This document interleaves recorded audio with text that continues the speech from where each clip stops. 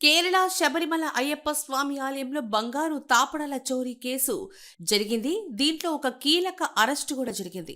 ఆలయ ప్రధాన పూజారి అయినటువంటి తంత్రి కదరారు రాజీవలను సిట్ అధికారులు శుక్రవారం తెల్లవారుజామున అరెస్ట్ చేశారు. ఈ కేసులో రాజీవరు 11వ నిందితుడిగా నమోదయ్యారు.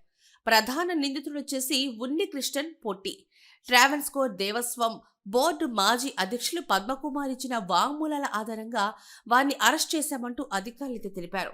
ఉన్ని కృష్ణన్ పొట్టిని ఆలయానికి తీసుకొచ్చింది రాజీవరేనని సిట్ తెలిపింది.